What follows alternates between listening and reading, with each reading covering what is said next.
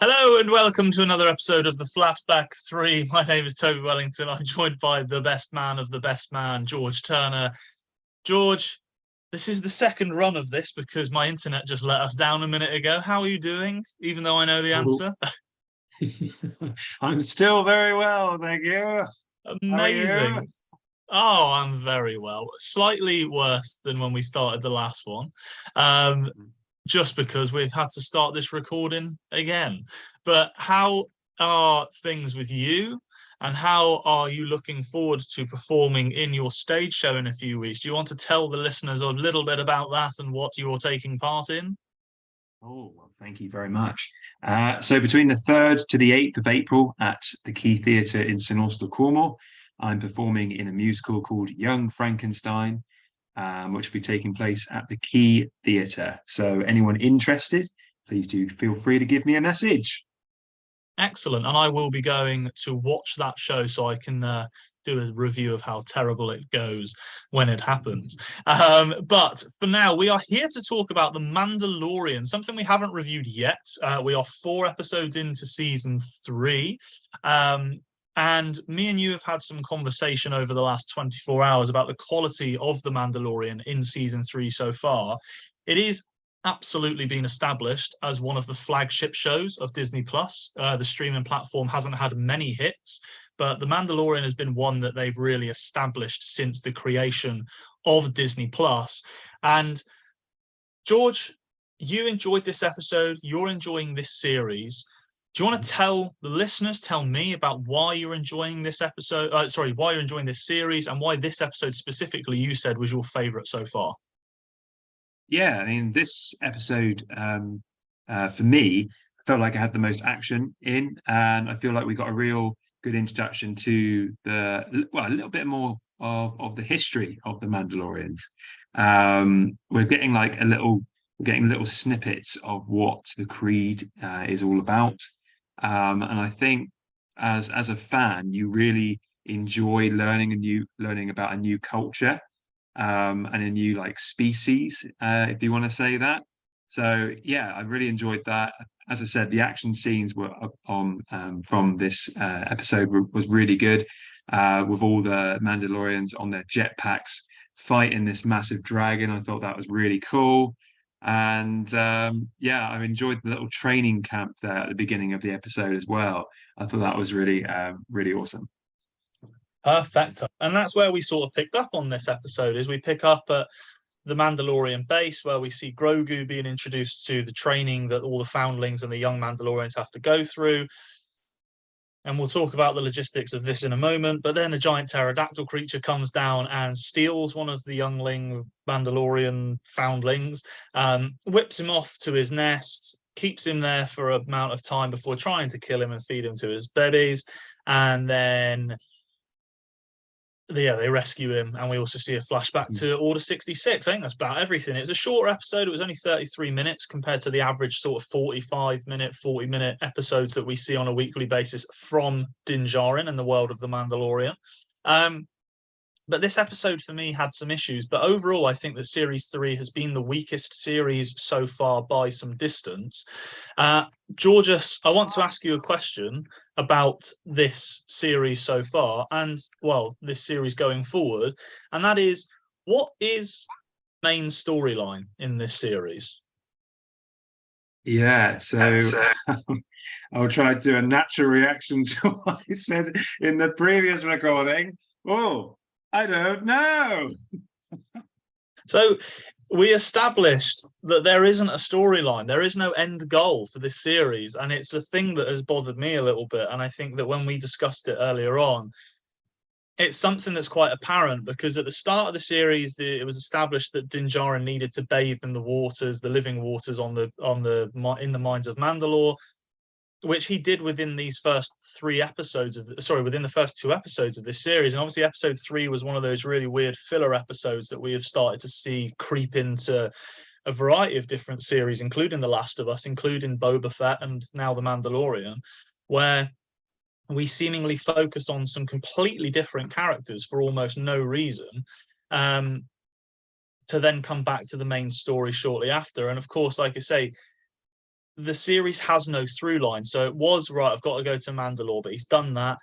I have got to go and what else did we say earlier on? What was the other thing? So he had to get IG-11. He had to go to Mandalore. He hasn't got to take Baby Yoda back to the Jedi because he did that and Baby Yoda turned them down.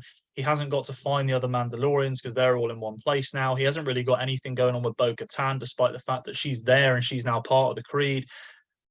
There's nothing really that we know we're working towards. There's no end goal in sight. And I think that sort of, for me personally, is a bit jarring for a joke to come, like, to link into a joke later on.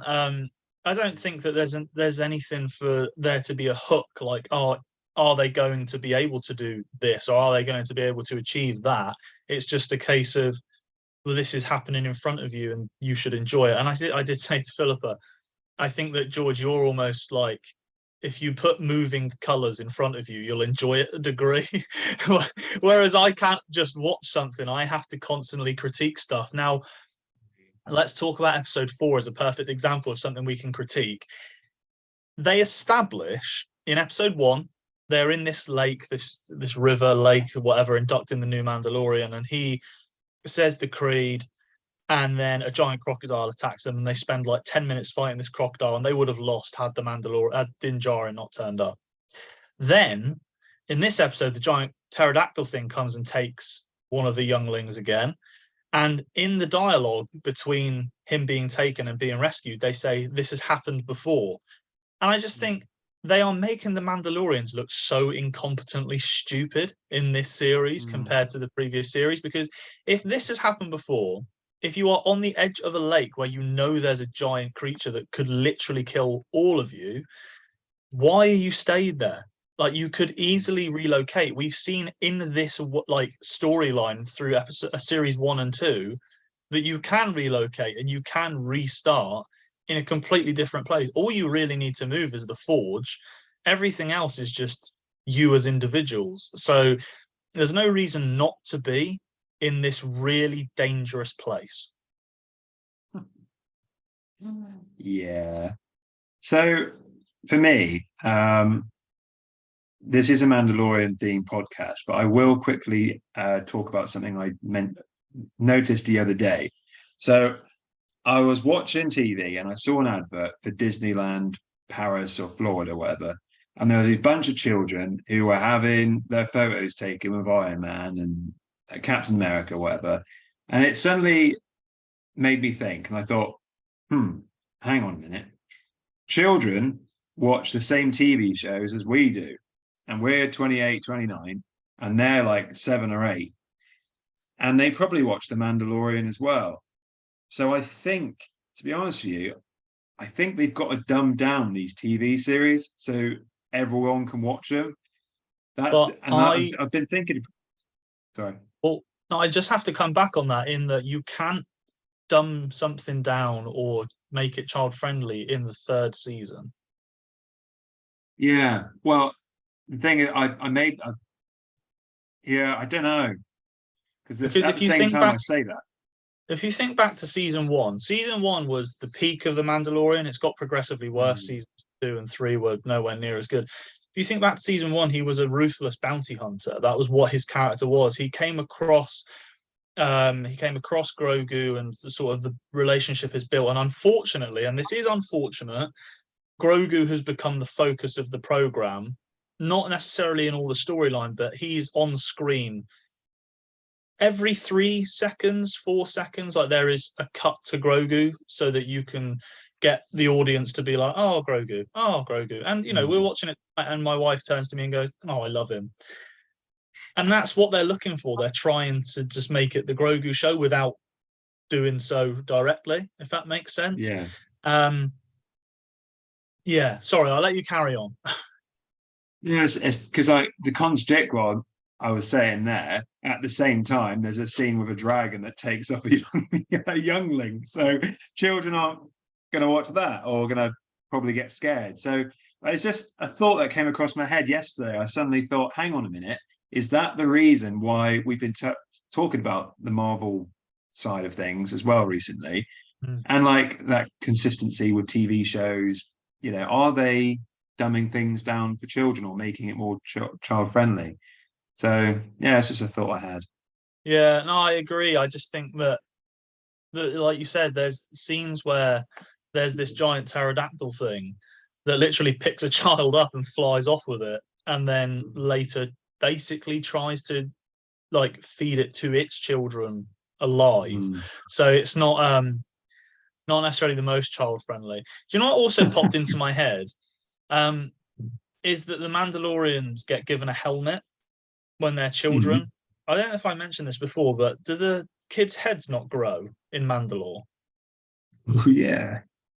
Like, do they have to have a new helmet every like year or so? Because I'm pretty sure like Yeah, my they head isn't must the do. same size now as it was when I was 11.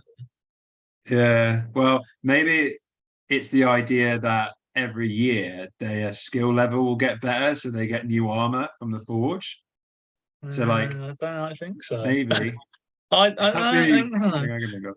It's just funny. I was like watching it and I was like, that kid is like 10, 11 years old, maybe 13 at a stretch. And like, if I go from 13 to 17, 18, my head definitely got bigger. So, Yeah. yeah, just really interesting. And it's also funny that I was thinking back as well, like all the Mandalorians have got nice haircuts. So like, Yeah. see where like we've seen like mainly Din Djarin because he's part of the creed that doesn't take their helmets off. But you know when he's taken off in the past, his hair is cut and his beard is trim, and I think who's done that Mm. for him? Yeah. Um, and if you're cutting your own hair, someone could just walk past the window and be like, "Hi, Din Djarin," and then it's like, "Oh, someone living has seen me." So you've got to be Bathe in in a those really waters again. you've got to be in a really remote place to cut your own hair. Really Yeah. funny. It's just like little things. Mm. Um, and speaking of little things that really bother me in this series, so the pterodactyl thing comes and picks up the child, starts flying off with it, and they start to chase it in their jetpacks, and they all stop after about a minute of chasing it, and they go, "Oh, I'm running out of fuel. This happens every time." I'm like, so this has happened. This exact situation has happened before, and you thought, do you know what we'll do? We'll do the exact Do it same again. thing again, and then hope that somehow our jetpacks are able to keep up with it. Are we joking? Like, I Mm. really don't know what they're doing to the Mandalorians, not Din Djarin specifically or Bo-Katan or anything like that. The Mandalorians as a group in this like location that they're all collected in are thick as shit. Because in the first episode, they tried to kill that crocodile by just shooting at it, and you could see it was having no effect. And Mm. then they shot it with their grappling hooks. So that's what you want to do to a 5,000-ton crocodile is try and hold on to it. Um, yeah, honestly, I'm just watching this and I'm like, right, so they've literally just said this happens every time. So this has literally happened before in like this exact thing has happened, Mm. but you continue to try and do the same thing. And that's literally the definition of insanity is to do the same thing Mm. over and over and expect a different result. So Yeah. that really bothered me.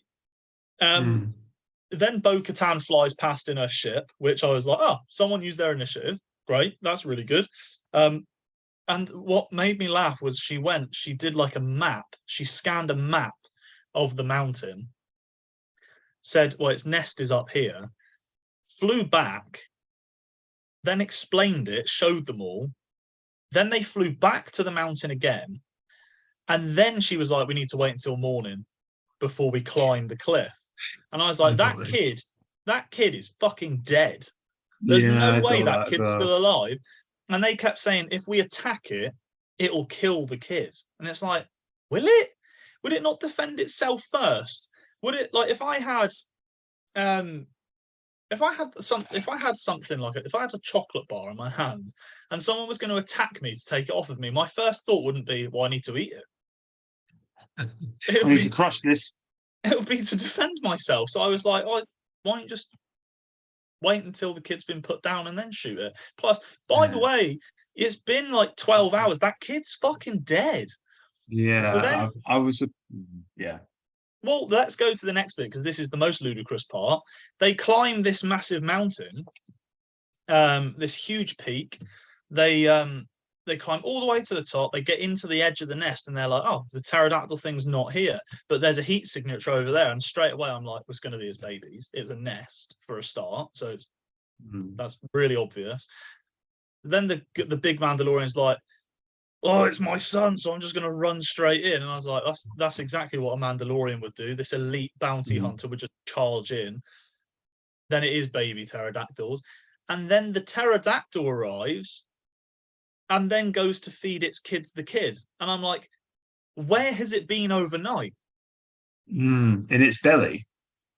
But no, not even Yeah. the kid. Where's the main, like, yes, that, because it regurgitates it. So surely it breaks the food down in its stomach, not just holds onto it as a whole. But by the by, where's the adult pterodactyl been? I don't know. It's Strolling the streets. It's obviously read the script and knows it's got to wait until the morning for the Mandalorians to arrive. It's wearing thick plot armor. This pterodactyl. Yeah. It's flown off with this kid, and instead of taking its live prey straight to its kids, it's like, well, I'll wait until morning because they don't want to eat now. They'll want to have it for breakfast. Then they chase it. Then there's a good action scene and they save the kid. But I was just like, are we watching this and understanding how the logistics of this work? I was just really confused by it. Yeah. It's not well written.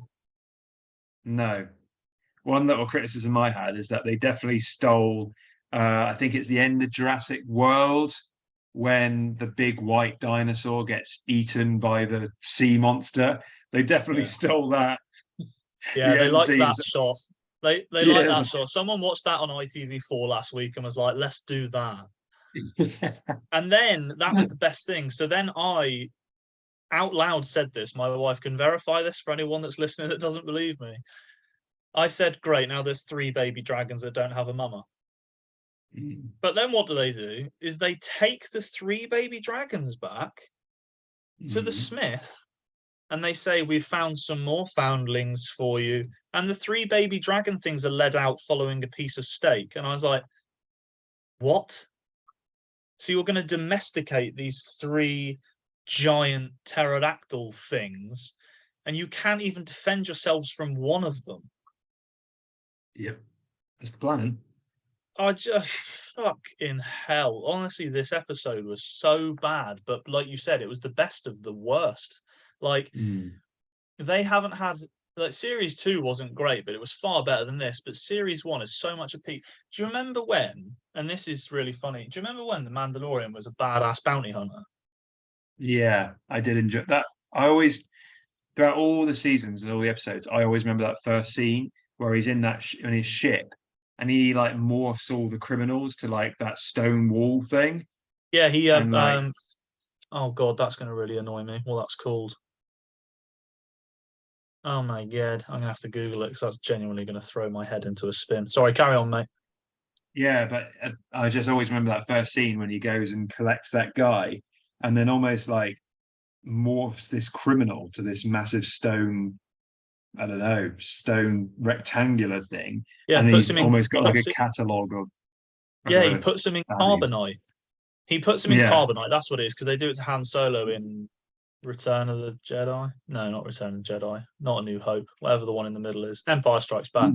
So he does it in Empire to Han Solo, and yeah, like the bounty hunter has, Din Djarin has a catalogue of bounties, and he's literally, the first scene, he's in that bar and he like kills 3 people in cold blood, and then is like, right, he got the little thingy with the hologram on it, and he's like, right, this is you, and he has that confrontation. He's like, you're either coming dead or alive. And then he finds Baby Grogu, and it's good for the first season because he's not really like, oh, the baby, oh, I love my baby. He's just like, I've got this piece of cargo. And now it's just not good. Like he keeps getting rescued. I did say to, like, in response to this episode, they didn't make him look completely useless for the first time this season in this episode. But they don't help themselves because they're making the Mandalorians look so useless and clueless by having them stay in an area that's really dangerous, and they're having them stay on a planet that's really dangerous, and they've let younglings die multiple times already because they've said so. And you see a Mandalorian helmet in the nest when they crawl into it. I'm just like, what is this? like, how is, and that's what this links back to, the lack of storyline. Like, what purpose is this serving? Mm. Why are we spending time here doing this? This isn't doing anything at the moment. Like, this episode, did it achieve anything other than Grogu got given a little circle with a mud horn on it? That was essentially the Yeah. biggest takeaway. Obviously there was the flashback where Grogu sees Order 66 again. We've seen this before in the other series. Like, he has these flashbacks, and we know that there's a Jedi that's now with him. So, like, they leave Coruscant in a ship, and he's with a Jedi. That Mhm. Jedi, I don't know if you know this, is actually played by the actor who played Jar Jar Binks. I saw that today, actually. Yeah, that was cool. Um, Yeah. Other than that, the flashback, and again, like, this is me just being super picky, but I was like, they made the Jedi look crap as well, because there were like Mhm. 4 Jedi facing 3 clone troopers at one point, and 2 of them got taken down. I was like, you literally learn for years and years how to deflect things away with your lightsaber, and there are 4 Yeah. of you against 3 clone troopers who, like, in all of Star Wars, can't hit anything, and they've taken you down. I was like, okay, like, the Jedi are supposed to be the elite of the elite, and it's just like, Yeah. I'm dead. I was just like, oh. Like, you Obviously, can those tell. four were the back of the class. Oh, obviously, like, you can tell I've got no enthusiasm for the Star Wars genre anymore, and I suppose that Mm. links to the story of this video. But the clever video title that I've come up with is "This is not the way." Yeah. If the Mandalorian continues to go down this route of having no specific storyline and having no end goal, and just being focused on the development of Grogu and Din Djarin's relationship, I don't see what this is ever going to achieve in terms of, Mm. like, the long-term story. Like, in season 2 with Boba Fett, they sort of highlight by showing ships and stuff that there is still an empire, or that there's the First Order is starting to rise. I can never remember. Between this is between Return of the Jedi and Force Awakens. So there is this rise of, or sorry, there's this remainder of the empire, and then the rise of the First Order that's going to happen, I assume. But you need to tie this in. Grogu has to die or go away somehow, because he's not in the sequel films. Mm. Neither is any of the Mandalorian characters. Which, and the thing that you could do easily is just have them but be in a separate part of the universe and just never mentioned. But there needs to be an end goal. Like, there needs to be something that we're aiming for, and it might be, you know, here's another story beat that they just haven't really mentioned, is the black saber. You know, that sword that he's got. Yeah. They've not really mentioned that at any point. It sort of No. came up for 5 minutes in episode 2, where Bo-Katan used it better than he can, and that shows that she should really be in the possession of it, but he still has it. In theory, he should be the leader of Mandalore because he's got that. Mm. And we found out now that Mandalore is a livable planet, but they're not Mm. doing anything with it. And I think it's indicative of, like, Star Wars as a whole franchise. Disney have murdered brutally Marvel. Mm. Marvel's having its skin peeled off at this point. It is so dead that they're taking what they can from it. Star Wars has been dead longer than Marvel. If you Mm. think about the sequel movies with Rey and Finn and Poe Dameron and all that, they were absolutely dreadful. Like, you probably Mm. enjoyed them. There were lots of flashy colors. Really bright and sparkly. the yeah, the new films were dreadful. The Mandalorian has been okay. Andor was pretty good, but it wasn't really anything to capture the zeitgeist or anything like that. And, you know, they've done their cartoon expanded universe with stuff like the Bad Batch and things like that, but nothing that's going to recapture the audience they once had for Star Wars. They have Mm. really done themselves a disservice, and the Mandalorian's starting to go the wrong way. And Mm. they need to bring it back to what it was. He's not a gunslinger. He's not even a bounty hunter anymore. And that is the best thing about this pterodactyl thing in this episode specifically, is that they are by trade bounty hunters. That pterodactyl keeps killing your kind. Go and hunt it and kill it, because Yeah. it's causing you a problem.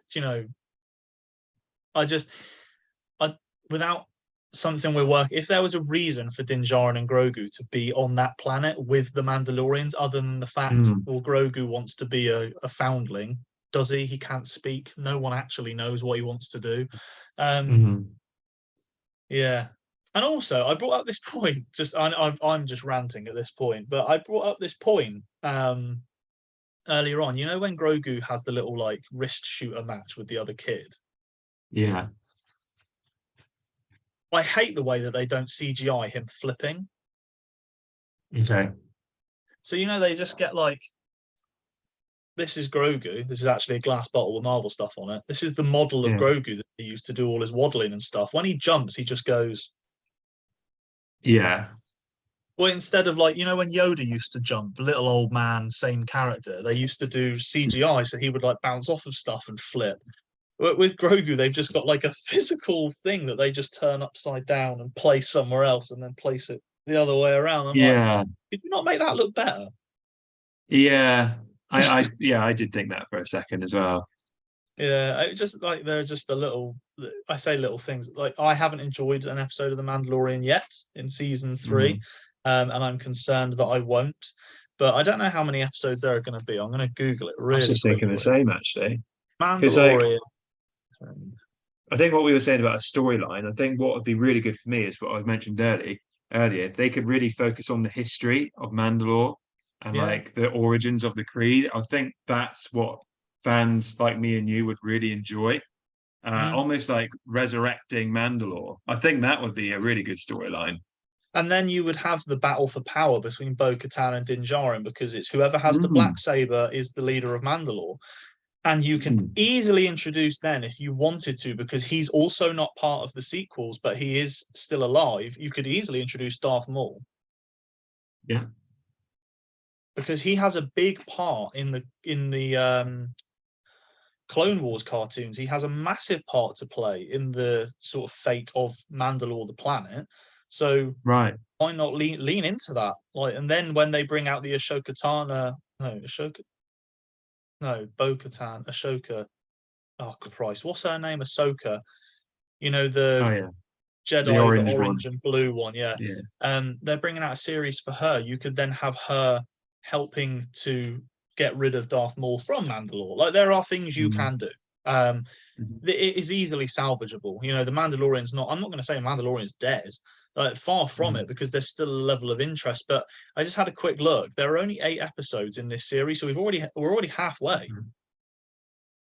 We're already halfway, and nothing's happened yet.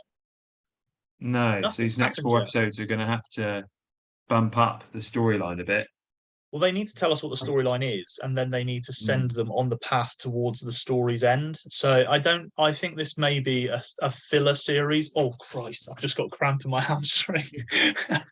I think this is going to be a filler series where they just use this to fill the gap between seasons 2 and 4. I've just this second it's popped into my head. I hope they don't just have a massive shootout with the Mandalorians and the pirates. I hope that's not just the end goal of this series. But right, so there is going to be another season after this one, then. You would assume so. It's Disney's like franchise thing at this point. It's been the only real success of Disney Plus, so they need to hold on to it if they can. And Jon Favreau, like the fact that he's written this first, second, and third season, it's starting to go downhill. But if he can recapture what he had, it's still a fantastic franchise to be able to have. It's marketable. People love Grogu. People love The Mandalorian. I've got a Mandalorian Funko Pop and a couple of models up on the shelf, and his new ship. I love the Naboo Starfighter as much as it's not so practical. I still love it. But you need to make it make sense, and it has to be what's the word I'm looking for? I can't think of the word, but it has to have a storyline. It has to connect. Consistent throughout. That's it. Consistency. It has to be consistent. You can't have It's like that last episode with the officers in the New Republic. I thought it was such a waste of time. I did wonder where they were taking that episode. I thought this is completely, where is the Mandalorian, or where are they taking this? But I thought, well, that storyline is obviously going to come back at some point as well. You So would it's quite hope a so. lot to fit in 4 episodes, isn't it? Exactly. You would hope that it's going to have an impact on something going forward, but again, we don't know because we've not been told what the end goal of this series is. Is it the rise of the new Mm, empire in the new order?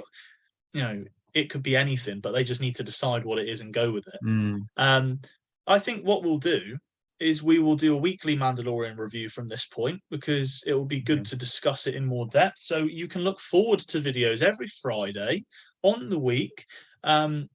What was it, Thursday tonight? So it'll come out Thursdays, yeah, tonight, yeah. but mainly Friday. So you can expect a Mandalorian review for the next 4 weeks from myself and GT, the best man of the best man.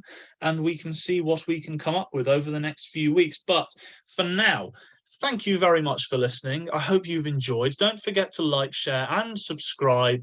And we will see you soon.